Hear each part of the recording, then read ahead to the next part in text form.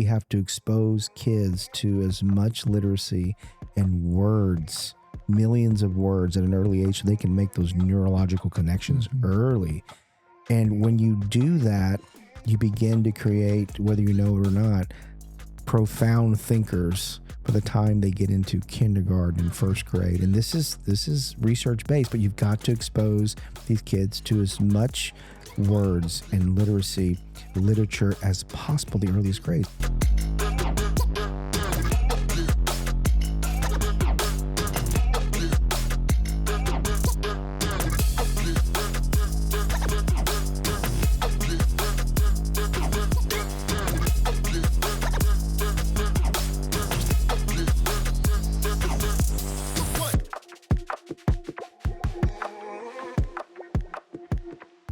All right, Dr. Marc Puig, superintendent of the Robstown Early College High School. Thank you for joining me in the den. Honored to be here. Amen, amen. I know it's past your bedtime. Way past my bedtime. We were talking about the importance of sleep, but you said you just learned that not too long ago, right? Yeah, sleep's medicine, right? Sleep's medicine. But we used to wear this badge of honor of sleeping less and not taking breaks, not taking lunch, just being a slave to work, and that was a badge of honor amongst my friends. Look at us, look how hard we work. Yeah, and then now look how unhealthy I am. Well, there's some people that thrive off of a little sleep. That's false. You think? There's no such a thing. No, because your brain, what happens when you sleep, 7 or 8 hours, your brain is regenerating, you're cleansing your neurons, and there's amyloids in there that develop plaque if you don't give that regenerative process an opportunity, but you need 7 or 8 hours to do it. And this is what causes, I'm not a doctor, but I'm acting like one right now, right? But this is the title doctor. I'm not a medical doctor, but this is what causes dementia. They've proven that. So sleep is everything now for me. I want to live another 50 years, so I sleep 8 hours a night. Well, I want to sleep. I just don't get it. What's in your mind that you're not sleeping? Everything and anything. I mean, it's my wheels turn and turn and turn, and I fight it. Yeah. Like even when I'm tired, I fight it. I feel like I'm gonna miss something. I think that's kind of like something going on in my head. That's like I'm gonna miss something. Stay awake. I could be laying in my bed, But okay, as a pastor, I'm fascinated by this. You're a pastor, so I'm thinking about the Bible better than anyone on this call. Right? So I'm thinking about Paul in Romans when he says, be governed by the Spirit so that you will have peace in life. Mm-hmm. So when you're governed by the Spirit, how do you use that to channel that necessary rest for your soul? That's good. Now, I do get peace, right? I can be at peace in stressful situations, but my mind is always running. And maybe you're ministering to me. Maybe God is talking to me. I'm gonna receive that, and I'm gonna work on it. But I had heard not some time ago, long ago, I guess, that people sleep in like 4-hour cycles. Mm-hmm. That if you wake up within those on a 4-hour cycle, that you'll be fine. It'll be as if you got a full, night's sleep. Fascinating. So if you get like 6, you'll wake up groggy or what have you, or 3. But if you do 4 or 8, you have to do them in 4-hour cycles. Okay. I mean, I don't know the science behind it. I don't know who said it, but I've heard that. But you're believing that. I'm believing it. And I see people like our president that seems to be running on no sleep. It seems. Do you believe he sleeps? I don't know. He needs to. He needs to sleep. Get some rest. I mean, well, he's 80. I mean, you got to sleep, I mean, my God. I had a basset hound, a little basset hound I adopted and lasted, he lived 14 years, but I adopted him at 3 or 4 years old. But he lived in dog years to 100 plus. Why? Is all he sleeping? He slept 18 hours a day. My God. Yeah. I mean, really. I might have to do better. I mean, I'm about health. Are you a health guy? I am. You are what you eat and you are how you sleep. I believe that wholeheartedly. I'm very sweet. I'm a sweet guy, bro. Well, I know you are. I've met you. But, I mean, the older I get, the more precious I realize, the body is the temple of God and what you put into it matters. and some real cognizant. Everything that we eat, if you just pull it out of a McDonald's or out of a Burger King bag or Taco Bell, it's just, I mean, it's like a drug. People are addicted to that stuff, and it's not good for you. I mean, running around, 75% of people are obese. I mean, and so we're walking around, in this disease state, this metabolic disease state that we're just, we laugh about it. Oh, meet a Mark. He's, he's a little bunson, we all, and I'm looking like, I'm talking about my mom calling me that. And I'm like, she's telling me I thought that was bullies. It was your mom. That's good. My mom don't mess around. I stab my mom. Oh my God, I love my mom. So yeah, as we get older, it's just about what we put in, our bodies that I'm so aware of it now. Oh my gosh, more than ever. How old are you? I am chronologically 54. Oh, wow. Yeah, I'm biologically 65 at least. I mean, all that work in my 20s. So but I'm trying to reverse that. No, I thought you were at least 10 years younger than me. I'm 51. Hey, it's that sleep. I guess so. I'm going to have to try to get some. You become way more aware of life and the fragility of it. Yeah. I started thinking, and I share this all the time, but I started thinking not that long ago, how many more Christmases do I have? I've lived this many Christmases. How many more do I have? Now going to the doctor is a bigger event, and you wait to hear good news that you probably didn't even think twice about when you were growing up. And even in my 30s or 40s, I didn't really think about too much. And thankfully, I've gotten great reports. Cholesterol, good for you. Okay. Was a little high. But I'm doing something to try to fix that. The doctor said get rid of fats, greases, and cheeses. I said no. Fats, greases, and cheeses. Yeah. Okay. Did he say butter too?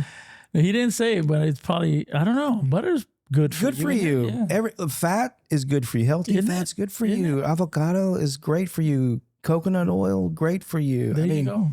I don't even understand. No, I don't. I bought a book called Undoctored. I read. You should recheck it out. What is it called? Undoctored. It's written, I don't know, probably 10 years ago. The same guy who wrote, what was that gluten-free diet? He wrote, goodness, I got to get that title again. But same author. But here's the story. Everyone is hooked on some medication. If you want to go to the doctor, he will find a prescription for whatever it is you think you have. Absolutely. I agree. And so we become addicted.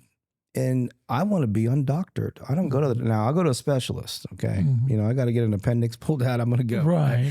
But, to go to the doctor and to get another drug, most of the folks that are diabetic is what? I mean, it's diet. Yeah. It's diet driven, and they never recommend that. No.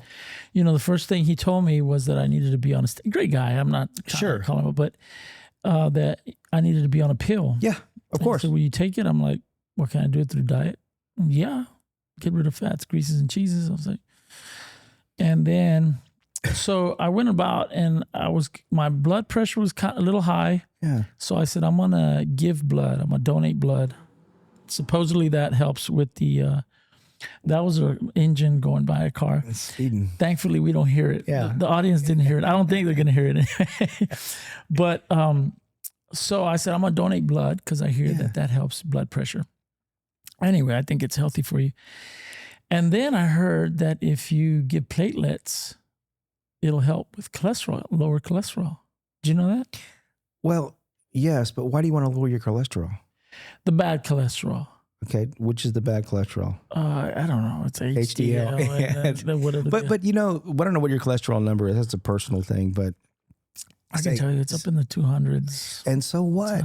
The other book I've written is called The Clot Thickens. It's about essentially this false narrative that the Western medicine has put out about cholesterol. Cholesterol ain't the deal. It's sugar. Salt ain't the deal. It's sugar. There's another book called The Salt Fix, if you read that one. Like this whole narrative that Western medicine has put out, that cholesterol is the devil is complete. All your cells, your billions and billions of cells are all filled with cholesterol. They have to be. It's part of your lipid bilayer. Okay. Man, I'm a biologist. That's what it's part of. So that's been a false narrative. Yeah. And guess what we do? Just like my parents did. The doctor said it must be true. My doctor said it must be true. My doctor said it must be true. Mm-hmm. And so there's been a big movement in health where we're trying to become more undoctored, more having agency about your health and not just giving up to a doctor that says, hey, Pastor Joel, you want to take a pill? Well, hold on. Can I take a diet? Well, you know what? I don't believe you have any kind of patient compliance, so I'm going to give you a pill. It's true. Patients don't want to comply. Right. Who wants to stop eating and who wants to stop, if you like to have a drink now and then, that's too much effort. Just give me a pill. And then that medication leads to another issue that they then prescribe something else that leads to something else. Before you know it, you got a medicine cabinet loaded. You're in the medical doom loop, like you said, with a bunch of pills. Like you're in this doom loop. I mean, I have family and I'm taking 17 pills. Oh, you can't talk to them. Their doctor has told them that's what the solution is. Absolutely. It is. Yeah. It's an unfortunate thing. So for me personally, my wife and I, we take agency on our own health. Our cabinet is medicinal. Our food is medicinal. It's everything we put in our body, whether it's turmeric or ginger. It's something that really promotes the things that we want to promote. It's metabolic health. Yeah, that's good. I prefer that. Now you think I'm a medical doctor, right? I'm going to call you that so that I can take your advice. It works for me. I like that. So do the platelet donations, is that good? I mean, yeah, I think that's fine. I think, for a number of reasons. I think anytime you can help the health community with a donation of your platelets, I think that's good. But I just think the ownership of one's health is now more important than ever if you're our age, right? And, this is where I'm going to use an F-bomb on your show. You ready? You said an F-bomb, say an F-bomb. Fragility. There's a fragility to the 50s. Yeah. But I'm going to throw another F-bomb out there. 50s are for flourishing. And we have to flourish right now by owning our health, our spiritual health, our mental health, our physical health. All that is sleeping well, eating well, exercising well. And that's what gives me the energy, the good energy to be here right now when I want to be in bed right now. Right. I'm tired. Yeah. But I'm enjoying it. You're tired and I'm just waking up. I know. The Bible says that he who is planted in the house of the Lord, they shall flourish even in their old age and produce fruit in their old age. So I'm like, yeah, that's what I'm looking forward to.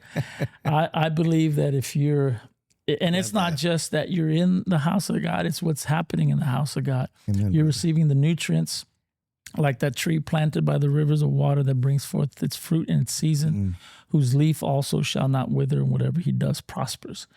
I believe that the word of God is super healthy for us. Amen. It's everything. Yeah. That's my fuel. Yeah. And even James talking about prayer and the different kinds of prayer, he says that he would edify himself from the inside out, praying in the spirit.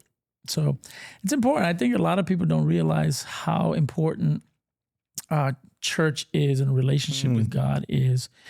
And not just spiritually, but also physically, also for their marriages, for raising their children and all kinds of other balancing their mindset, kind of like you talked about it a little earlier.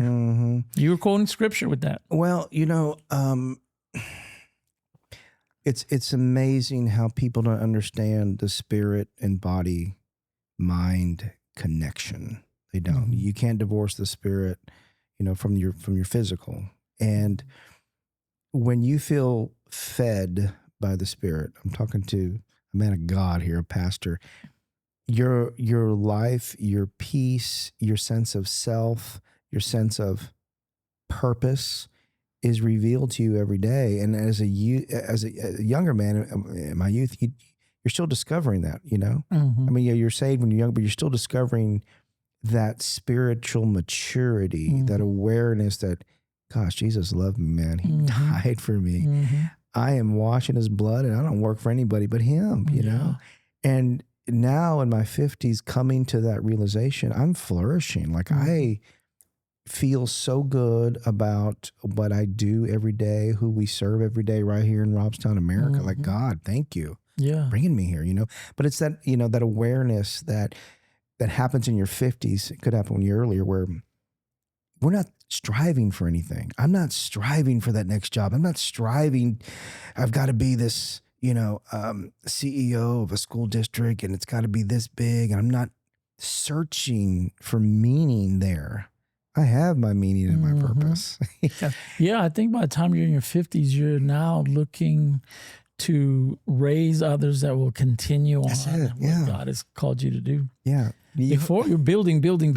Yeah. Yeah. I mean, and when I see others, that are our age, and they're still striving, they're still, struggling to try to make something, like, look at me, like, no, look at him, look at her. Like you said, this is my time to lift others. I'm here because someone lifted me up. Yeah, there's a confidence and a security that rises up in us, that we're no longer competing so much. That's it. Competing's driving. We're pouring out. I think we begin to build others up, because, for instance, as a pastor, if I leave the church and the church falls apart, I was not as great a leader as I think in my head that I am. It has to surpass me, and it has to continue and outlive me. And that's a sobering thought, which makes you say, okay, who am I raising up? Who's going to take up the mantle when I'm gone? Nobody wants to think that they'll be gone, but statistics show 100% of people die, Nobody makes it out of here alive. So we better leave something of value when we leave. Yeah. Back to your point on striving and competing, that's also unhealthy for us. There's a mental thing that goes on where people are inundated with, whether it's social media or whatever it is that you doom scroll on. I don't know. I don't really scroll, but this seeing what other people are doing and what they have, and we're inundated with that, and it causes people to want to strive to have other things and have more and more and more and more. It's soul crushing for many. And I see that. I'm like, we make a life by what we give, not by what we get. And that now that we're at this age, and it can be, it can make you look at society and go, gosh, God, what's going on here, right? Yeah. But we see it. But you got to stay optimistic. I'm a hard optimist about life and what we're experiencing here on earth. I know there's a heaven waiting for us that's going to be beyond what we can even imagine, right? So we have to stay optimistic, but I'm an optimist. Why? Not because I've experienced good things. I'm an optimist because I've been through trials and troubles and tribulations. That's why I'm an optimist. I'm a Christian not because I'm good. I'm a Christian because I'm bad. I mean, Paul said it. You tell me, what did Paul say about us? None of us are good. Right. But yet there's this self-righteous bent out there. Look at me, look, this virtue signaling that happens. But I try not to be judgmental about it, Right. Gotta be a light. But but we do judge. Most of the time we judge ourselves. And the scripture says we ought to judge ourselves, you know what I mean? So that nobody else has to judge us. And we do. I think sometimes we're our worst critics. But you are a superintendent here in Robstown. Are you from Robstown? You're not from Robstown, are you? Not from Robstown, up the road in Alice. I was born in Alice. Close enough. Yeah. So lots of gente here, my family here in the area. But I grew up in Dallas, Fort Worth. So a little bit in California, Dallas, Fort Worth. But my senior year, you remember the movie Footloose? Remember Kevin Bacon and his little Volkswagen? Yes, sir. Okay, so my senior year, my dad retired and moved to, I don't know if you heard of Hebronville. Hebronville, yeah. Just outside of Laredo. Yeah, yes. So I moved there my senior year, my little bug, like Kevin Bacon and Footloose. It was just like that. You're like, what am I doing here? Start a dance revolution out there too? I kind of did. Don't look at the annual. You'll put some picture out there of me doing some Cabbage Patch move or something, bringing that to Hebron. Awesome. But it was crazy. Yeah. So I graduated there and then moved back up to North Texas to go to school. Yeah. Robstown is a unique city, community, unique people. Have you discovered that, or is it just any other place for you? Oh no, I've discovered that it's in every place. I mean, this job as a superintendent. I call myself a teacher. I'm a teacher on special assignment. I'm on special assignment as the superintendent. But I'm the chief teacher, right? But it's a very nomadic profession. You know, superintendents often we're hired guns. I'm not from the community. Yeah. You're hired in here. You pray that they want you to make the board wants you to make positive change, right? And that's what you're hired to do. But it's a very nomadic profession. You know, 4 board members could, wake up in the morning on the wrong side of the bed and call a special board meeting and fire me. I mean, that's a reality, So I've been like Johnny Cash everywhere. I've worked North Texas, South Texas, East Texas, West Texas, and Central Texas. So I've covered all points, and every place is unique. Robstown is very unique. It has such a pride and soul to it. There's a joy of our people and who we are. And you know it by the name, right? The cotton picker name, which is so unique. Yeah. There's nobody else that has that mascot in the United States. I think there's a place in Mexico. I think they have it, Picadores or something. I don't know. Oh, really? I think so. That's what I've heard. But there is a deep sense of we're the cotton pickers. We love our community. And everyone from Robstown exudes that. You feel it. And and once you're accepted, which they are very accepting here, they make you part of that. And it's beautiful. I love it here. I just came from a special education banquet tonight to be here. And we had a lot of our parents, Robstown parents, and just beautiful, salt of the earth people. I mean, I love our community. That's awesome. We've gotten criticized for our mascot, the cotton picker. There was a social media influencer that was here not that long ago. Yeah. He was at the gym during basketball stirring game. up. And I thought it was a shame that some of one of the administration, I don't think maybe he was a coach or something, addressed the gentleman, but he didn't know the background to the name. So the information that he was giving this influencer was not the best information. And I thought, man, I think everybody who's employed at Robstown, everybody who comes, and the students that are coming up should kind of be educated a little bit about why we have that. Point. Yeah, that way they can take that pride and understand why we have it. Because you go in anybody's house here in Robstown, you're going to see pictures of somebody picking cotton, or there'll be a story about an uncle or an aunt or, mom and grandma, and stories around that, what would you call it? That activity, of picking cotton. It was a job. It was it's not a profession, I guess you would call it. What would you call it? Yeah, I mean, it's a way of living. It's a way of living. It's a way of life. And it crossed all colors and creeds. My wife is Anglo. Her grandmother picked cotton, in Blackland Prairie in Northeast Texas, and proud of it, and it cut across all colors and creed. And so there shouldn't be a stigma associated, but somebody wants to chase something and create their own truth and their own narrative and try to distort what it means to this community. It'll never happen because of the pride here. Yeah, I was going to say, that's the one thing that everybody here sticks together on. Yeah. It don't matter what religion you are, what political party you support. When it comes to that, it was like all across the board, everybody was cool with it. And we didn't even entertain the thought of changing it, which I thought was awesome too. Yeah. They thought they would shame us into changing it, and nobody batted an eye. We just kept on going. So we're not going to change that. So I'm grateful for that. But Robstown, has it been a challenge? Because I think about education, and I wonder where we rank in that aspect of our community, and how we compare with the surrounding areas.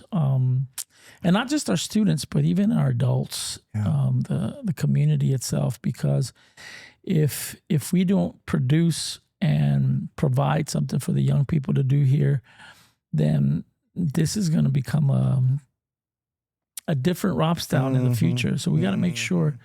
What are you seeing in that educational field or educational aspect of our community? The most important initiative, focus that we need to have in our community is literacy. I mean, we have to focus on exposing our kids, and now more than ever because of AI, and we'll talk about that when we get there, but kids have to be exposed to books and experiences in the books, talking about the books, thinking about books, discussing, debating, and being read to at the earliest ages. You know, kids, depending on your economic background, it's as a reality, this is researched, get exposed to words. And the more words that kids are exposed to in the womb, in the first 3 years out of the womb too, it has a profound effect on learning. And so because we live in an economically fragile area, we have to make up that gap. We have to expose kids to as much literacy and words, millions of words at an early age so they can make those neurological connections early.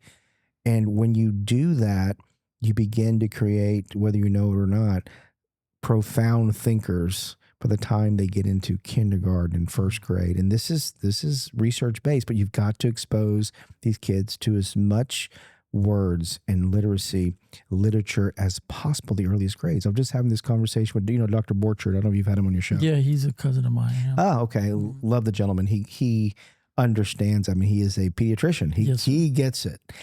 And he and I had a long discussion. We just nerded out on exposing kids to words at an early age. And he loved to talk about it. I love to hear it and talk about it. And so in our community, if we're going to impact education in the long run, then we need to make this community that is focused on literacy, number one.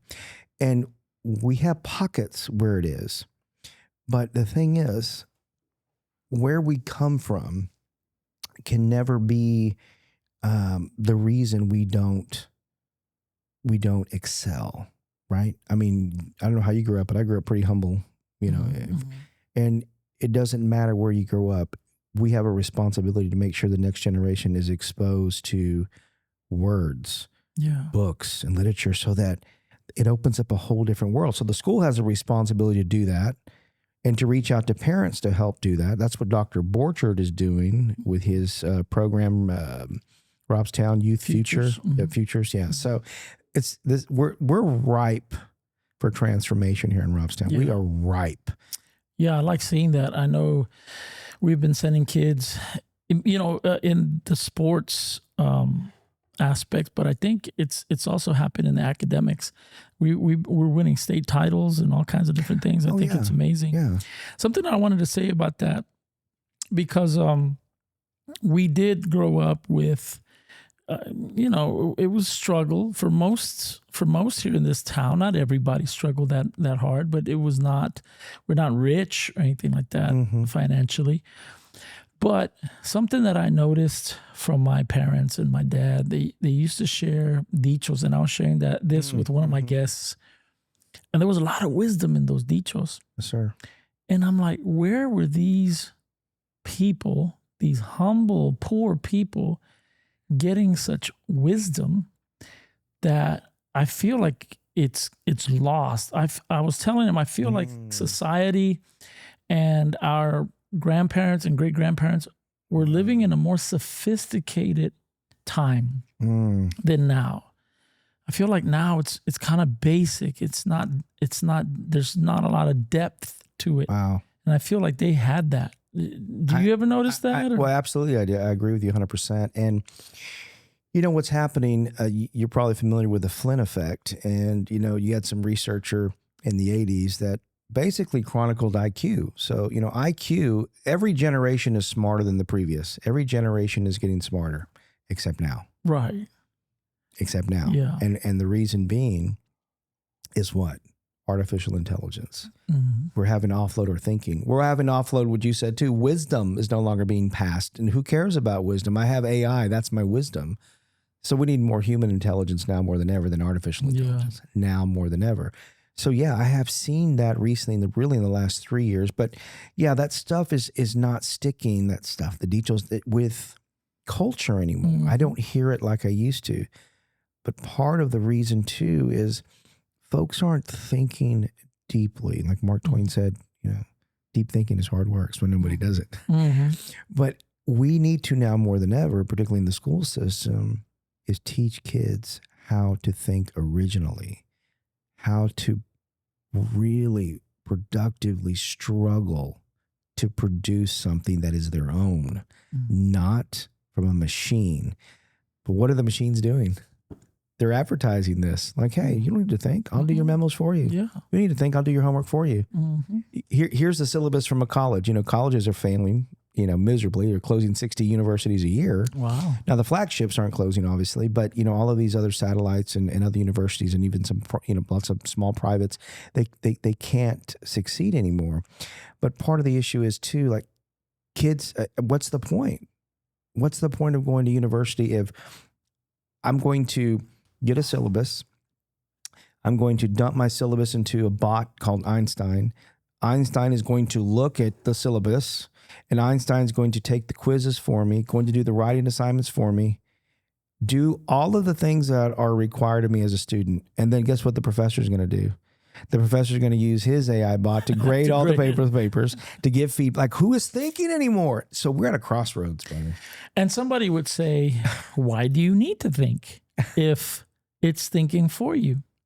Yeah. You know what I mean? Yeah. Because one of the things I used to tell my daughters is I want you guys to go to school, not necessarily because it's going to give you a better job or this or that, but I want you to exercise your brain. I want you to think so that your mind can get used to figuring things out and working out problems and finding solutions. So it's exercise for you. Reading is exercising your brain and the way you articulate the word and pronounce the word. And all that to me is exercising the brain. But if, the teachers used to tell you, you're not going to be walking around with a calculator. Well, you got more than that at your That's true. exposure, You're right. Yeah. Exposure. So why does somebody have to think now? Well, this is the reality to your question. The person who can think now and be original is the one who's going to add value. Mm-hmm. That's going to be the separator.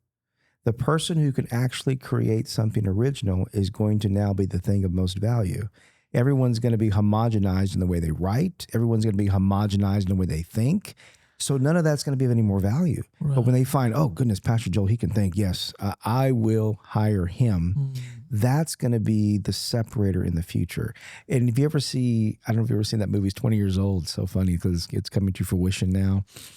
Idiocracy, starring Owen, what's his name? Owen Wilson. I believe I've seen it. Idiocracy. Yeah. I mean, where in the movie, ignorance is lifted up and knowledge is like, oh my God, we don't want any smart people here. And it is really seems to be now.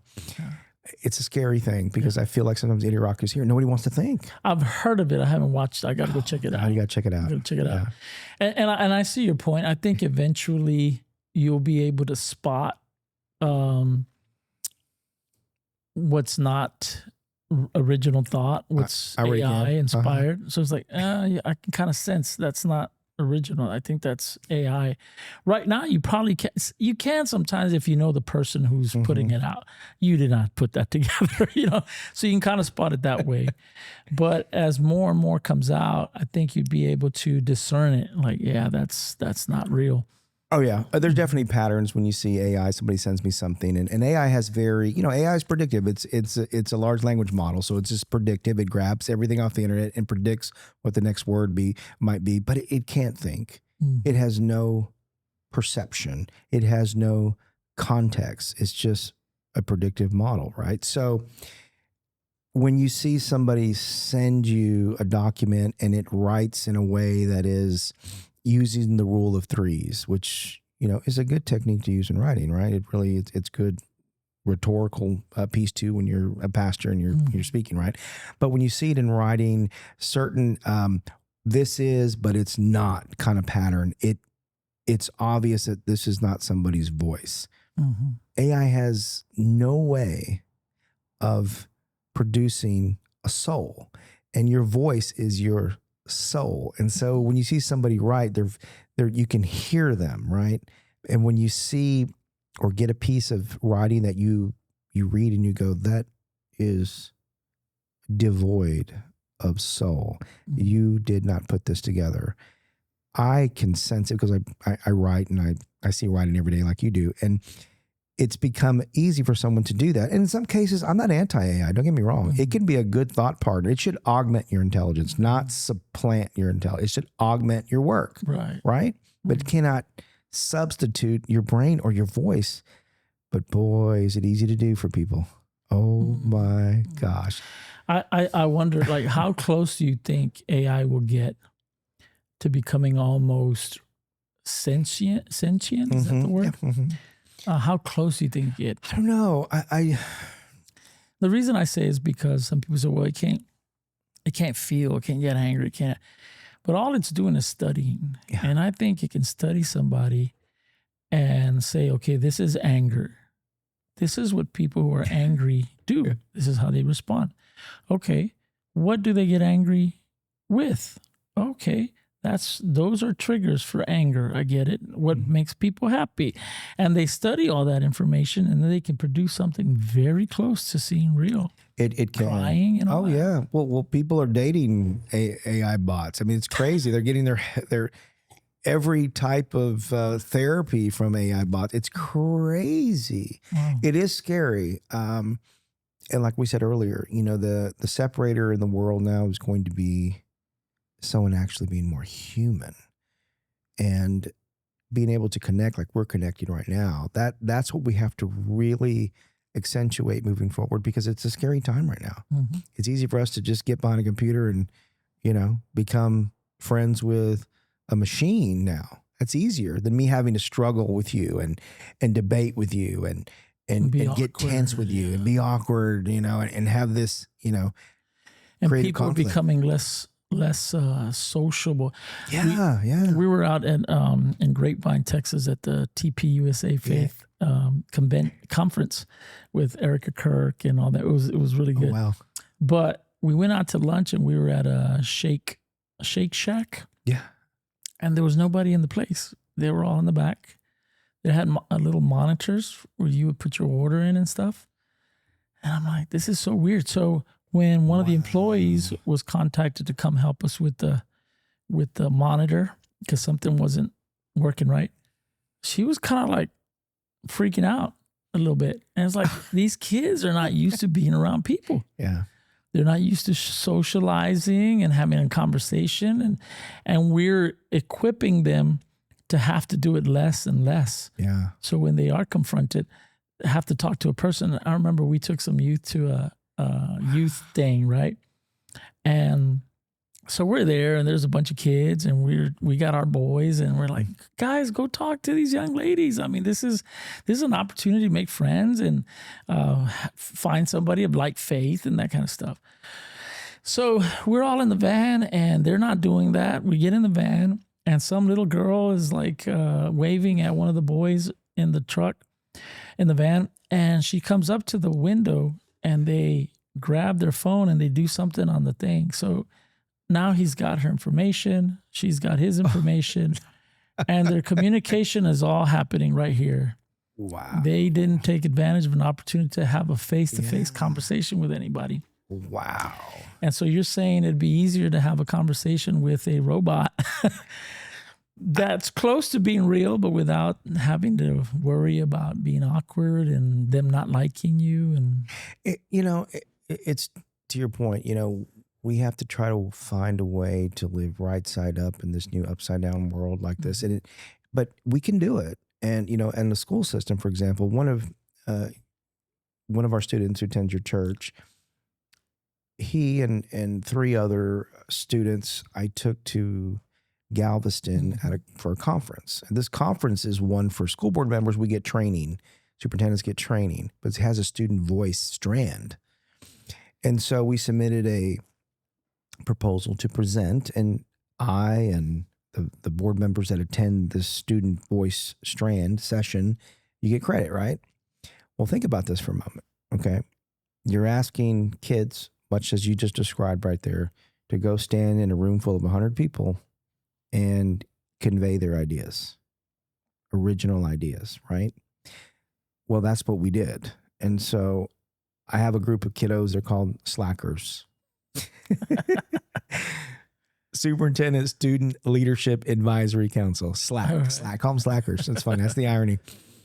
So over the course of 2 months, I worked with them to prepare this presentation. Now, I guided, but they created the presentation. So to your point, they had to be with each other socially, arguing, debating, correcting, giving feedback. It was so powerful. I love my job. I love my job. To work alongside these kids, myself and my partner, to work with these kids over 2 months to help them prepare an original idea to present to a group of trustees. It was spectacular. Why? Because they prepared together, astonishing preparation together in the very way you just described where kids don't. They were forced to do it. I was so proud of them. The room was lit up with these kids like, oh my God, these kids from Robstown, Early College High School. Yes, they were thinkers. They were creators. They were designers. They were innovators. They were human. It was beautiful. So we can do it, but we've got to be real intentional about it in the school system. It's not about chasing test scores. It's about chasing thinking. And that's the challenge. Yeah. And I think it has to come from somebody that understands that. I don't think you can pull something that you don't have yourself. You can't pour into somebody something you do not have. And you are a talented person. I think Robstown is blessed to have you. I've seen you operate. I've seen you speak. And I've seen you even perform because you sing and you play, don't you? I do, yeah. You were at some event and you were playing the guitar and you were singing. I was like, look at it. So what is the range of your talents consist of? Oh, gosh. On the musical side, sing, play piano, play guitar, play harmonica, dabble in the violin. Just pick it up like that. Okay, here we go. And there we go. Okay. Up high like this. Okay. There you go. There you go. There you Gotcha. go. Perfect. It's not using this. I'm not skilled at that, right? But yeah, music is life. It's beautiful, right? Music is so beautiful. And that's what I love about Robstown. There was such a rich musical history in our community. It dates back years, and it's so part of the fabric of Robstown. And it's evident if you look at our history of our band program. But even oh gosh, and right now, we started last year we got a grant and we started a mariachi group with little kiddos. I'm talking elementary kiddos, little violins. They're doing it. And in fact, they're going to perform at our foundation banquet next week. I don't know if you're there. I'll be there. Okay, beautiful. You're going to see them perform. And one of my slackers is a little third grader. So they range from third grade to seniors.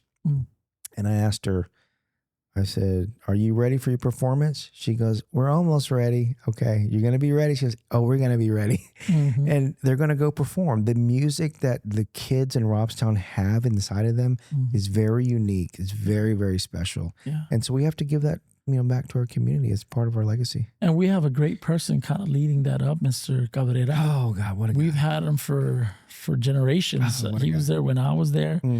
And it's a blessing to be able to have the Big Red Band from Pickerland. We were so proud of our band, and we are now again. He's revitalized that. Oh, my God. I'm going to tell you about him. But before I tell you about him, were you in band? No, I wasn't. Okay, No, okay. I wasn't. I wish I was. Mr. C, as we affectionately call him, I recently attended his sight reading competition, and it was at TM. And in the competition, the band director, they get a score, right? Here's some music you need to teach your kids in the next 7 minutes, something they've never played before. And it was so beautiful to watch him in action because he's filled with passion.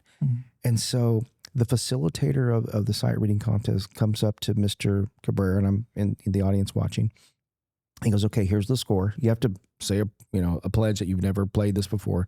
And he goes, okay. And you have 3 minutes to go study. And so he goes, studies, and I'm watching him in the corner studying, making notes with just so much passion he's pouring into his preparation, right? And then he has 7 minutes to give his band, the Big Red Band from Pickerland, a quick lesson on how we play this song. So then the band has it. They're allowed to open the songs. They all open it and they start practicing. But here's the beautiful part that all teachers can learn from band directors. In the moment, he is assessing their performance. No, wait, Joel, hold on. On that measure, a little bit higher. I need you to pick up that. It's a crescendo. I need you to pick that up. No, Mark, a little lighter on that note over there. He's teaching in that 7 minutes. It's remarkable. It's the same thing when you do as, I'm a teacher in the classroom. If I'm teaching the quadratic equation or I'm teaching slope form, no, it's y equals mx plus b, Mark. No, hold on, Joel. You know what I mean? When that's something that we have to translate to every teacher that we're working on right now. It's a beautiful thing because we are having that in the academic side too. But Mr. C is a gem because he is so passionate about his craft, and it was beautiful to watch. So when you brought him up, I had to share that. Yeah, his impact is very noticeable. I think you guys have been picking great people to fill certain slots in the school. I think even our school board members are doing a great job. They are. Yeah. And they really care about the kids. And you got to have that, because it starts there. That's our future. And we're doing some amazing things. We have some boys in our church also that just won state with powerlifting. I know the girls have been killing that. Yeah. And it's just, I know also Christopher was out in San Antonio, I guess, state competing in state or something like that. I don't know. Was it mariachi? It was something, but he was up there just recently. We saw him. We launched him out or did a farewell or whatever that is. And the drum line was out there. And it was, I just think that there's a lot of great things happening in our school system. What would you say is your mission for the Robstown School District? So I'm going to tell you what our vision is. And, Pastor, Proverbs 29:18, where there is no vision, the people perish. And so our vision is, I'm going to say it, then I'm going to explain it, is to ignite brilliance in these kids, transform their lives, and empower the next generation. That's the vision that we have. And to accomplish that, you have to put in the execution side. You have to focus on what we do. And our core business is teaching and learning. It's literacy, right? It's making sure kids not just pass a test, but like what we said earlier, they've got to learn how to think. Student agency now more important. Student agency, I mean like owning your learning, metacognition, understanding the concept that's before you and grappling and struggling with it. That's the environment we have to create. That's how you ignite brilliance in a kid. That's how you transform his life or her life. And that's how you empower their generation. And that means the experiences they have to have here has to be around exposing them to transformative learning environments. For example, I could talk about our CTE program and what they're experiencing there, but let me go to middle school. So middle school, the board did a great job in approving what we call Picker Path. And Picker Path is where kids go from 7th and 8th graders, experience different careers. They have a medical path in 7th or 8th grade that they'll go through, a module, if you will. They'll go through even a construction module. They'll go through that. They'll go through a STEM module. They'll go through a culinary module. They'll go through a marketing, broadcasting module. Yeah. So they get all of these experiences. Kids need to be exposed to as many experiences as early in life and go, wait a minute, I want to be a podcaster someday. Oh, you know what? I want to be an engineer. So I'm going to build things. So you have to create these experiences. And we have an opportunity to do more of that. So here in Robstown, we've got to be so mindful not to be in this doom loop of what I would call intervention. For the people that are listening at home, it's like intervention or kids are behind. So let's keep, just doing the basics for them. Kids will rise to wherever you set the bar. Amen. The research is clear. If you set it up here, they'll come up here. But we have to be very, very aware of the way we're doing business. And that means stepping back and going, okay, my job as superintendent is to create a climate like this where we're thinking, okay, is what we're doing working? And has it worked? Okay, if it's not, how do we do something different and better so that can create an experience that kids go, wow, I'm leaving Robstown ISD. I know how to write well. I know how to speak well. I know how to think well. I know how to convey my ideas well in public. That's what we are working on right now. And it's hard because, we have 420 employees, right? 220 teachers, and getting them out of this mindset of the way they've been conditioned through the system. They've been conditioned through the system to just focus on a test. Well, tell you what, if you focus on thinking, the test will take care of itself. It will take care of yourself. And, we had this situation where, and this is hard because how leadership is hard, right? Because no one minds change as long as you don't ask them to change, right? I don't mind change, just don't ask me to change. Very hard. Well, we're all in the change management business, whether it's a church, whether it's a school system, we're all in the change management business. But change management is difficult. You have to connect with people. Teaching is very personal. So asking teachers to change their mindset about the way they approach their craft is very personal. So you have to really work on that, massage that, and message that. Like, why is that important? Well, you anchor back to your vision, your why. Why? But the problem is people sometimes stop at the why. And you got to go, okay, now I got the why. Now I got to go the execution. How do we do that? So we've been the last 3 years, I've been here really working on that. And if you want to look at test scores, we had one campus that was a D in elementary, a D as in dog, and now it's a B as in boy. Another campus that was a C as in cat, and now it's a B as in boy, high school. And we have 3 other campuses that aren't there yet, but they're making dramatic progress on lead measures. The behaviors that I'm talking about that we need to change as teachers and improve as teachers, the focus on curriculum, the focus on content, the focus on delivery, the focus on the formative assessment like Mr. C doing, that's what we're doing now. And it works. It's working. So I cannot wait. This is weird, as an educator. This is the first time I've ever really looked forward to test scores coming back. When we get them this August, you need to be back on the podcast in August. Yeah, all right. Because it is astonishing. I love our teachers. They are salt of the earth. They are working on the right things. And so I'm excited. So that's an overview. That's the vision. That's a little bit of the execution piece. You have to have great teachers for that because we can get complacent and have this is how it's been done for years.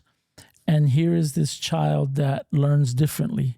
And if you cannot adjust for that, then even though this child has greater potential maybe than anyone in the room, is that? That's my wife. That's my cue. That's my wife. I forgot to turn it off. The greater potential than somebody, and not that they're competing against each other, but they have great potential. But the way it's being taught or the way they're being approached is not conducive to their way of learning. Have you run across that? Oh, absolutely. Yeah. And this is interesting. Some people like to use, again, I'm going to use some education-ese here. We've got to differentiate. We've got to do, how do we differentiate? Overused words sometimes. We have to be very aware of how to best serve Mark. How do we best serve Joel as a teacher? The job as a teacher to do that, to be aware of what exactly Mark needs and what exactly Joel needs, is harder and harder and harder today than it was when we were in school. So teaching now is, I think, a craft that we have to invest so much in that preparation to differentiate, to understand. It is an investment that can be second to none. And sometimes school systems will chase things. They'll chase a program. They'll chase, this quick fix, SOS, shiny object syndrome. Let me chase these things to, maybe it'll be able to identify what Mark and Joel need, right? No. The silver bullet exists. It's called the teacher. Like what you said earlier is really about people. You said people's most, first who, then what? Who is in front of my kids? And then what are we going to do? You need to pick a passionate, driven, smart educator to be in front of every child in Robstown ISD. And that's what we're doing now. It's exciting. I mean, it is exciting.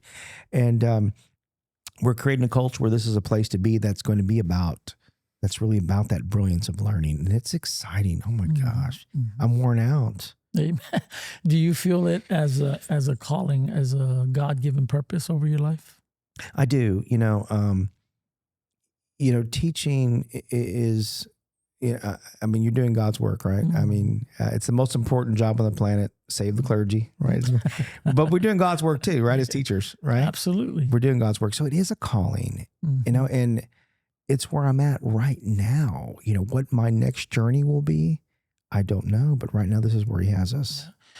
People fear sending their children to school and what they're being taught, indoctrinated with, the mindsets and that kind of stuff. So True. For me, it's good to know that we have a superintendent that loves God, believes in Amen, God, brother. and is really seeking out for the well-being of our kids. So, man, that's awesome. Thank you, sir. Yeah. So, Dr. Marc Puig, Sir. it's been a blessing. I know we got to get you to bed, but thank you for joining me in the den. It's a pleasure. God Yes, bless sir. you, brother. Yes, sir. Thank God you. bless. Okay, take care.